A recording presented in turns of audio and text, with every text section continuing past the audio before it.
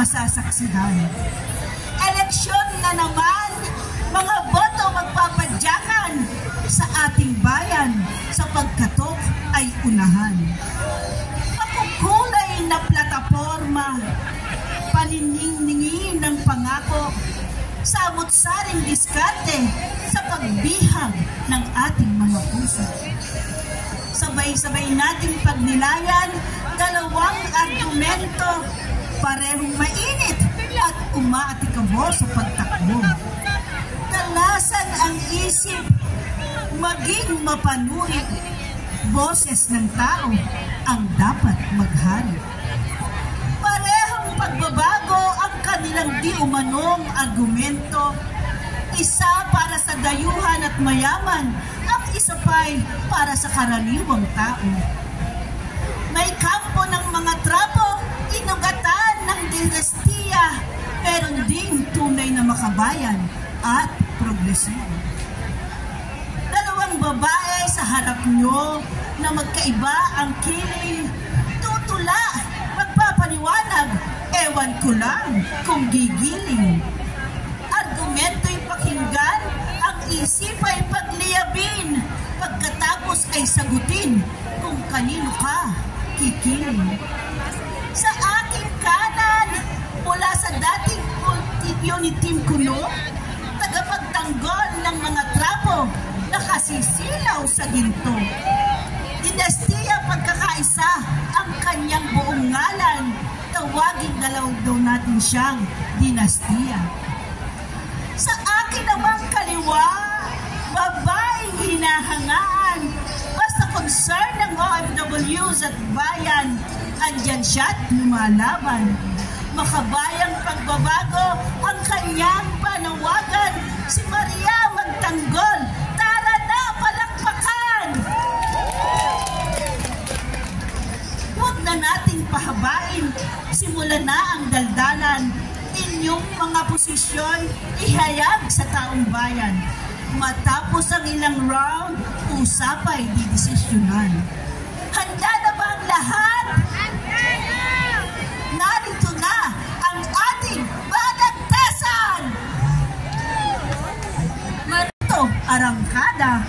Pakinggan sa second round kung si Dinastiya ay bubungisnis, ibirit kung kailangan ng abinang makilatis.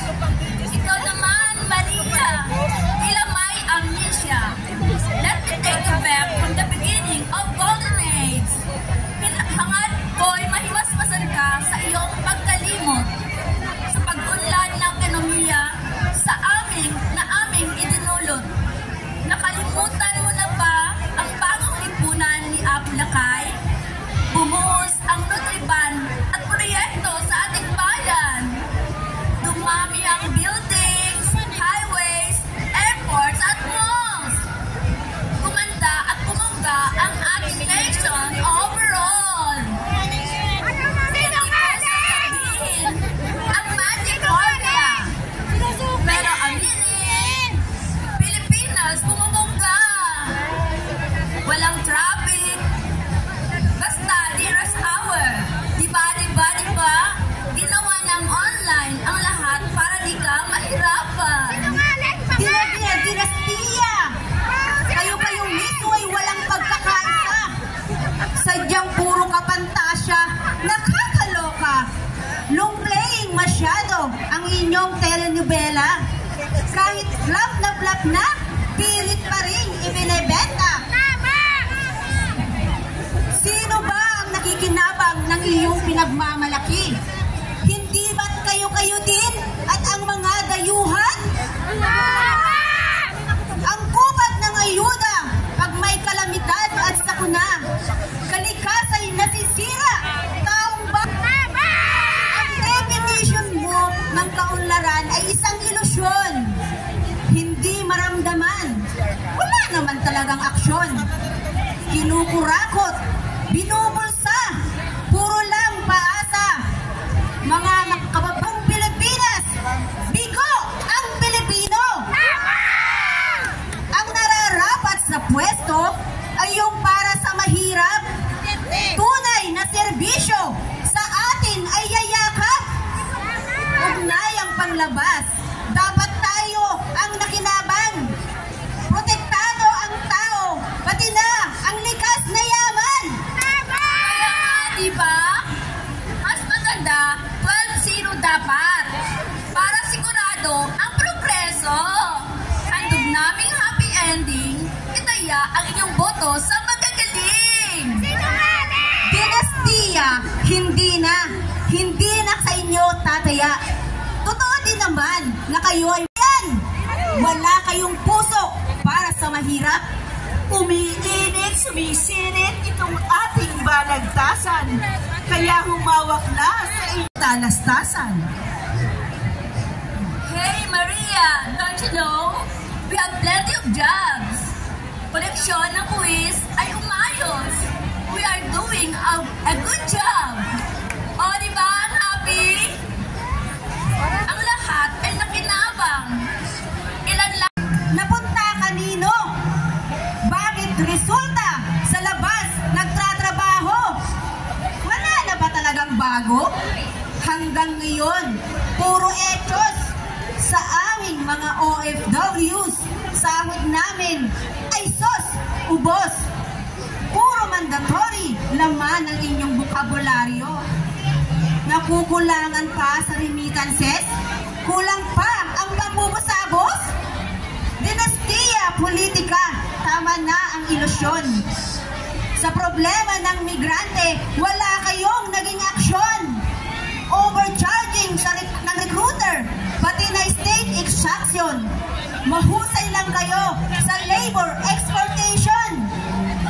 Kung tunay na mahal mga Pilipino sa ibang bayan, paglikha ng trabaho, yan dapat ang number 1. Suportahan ang magsasaka.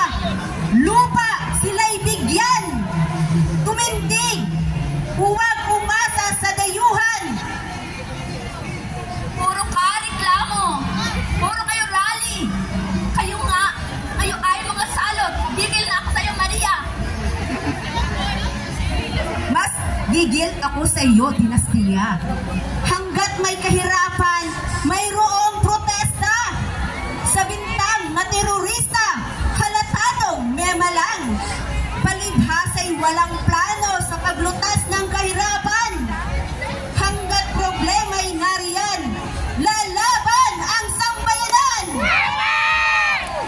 Eh, di lumabas din ang tunay mong kulanding. Ikaw ay aming kaaway. Ang tunay na kaaway ay yung nagpapanatili ng kahirapan sa bansa. Sa mga dayuhan, kayo ay tuta. Andyan ang kahirapan bago ang marcha. Andyan ang kawalan bago ang protesta. Tigilan ako, babaeng nagmamagaling. Sobra. Ang bayan muna kain.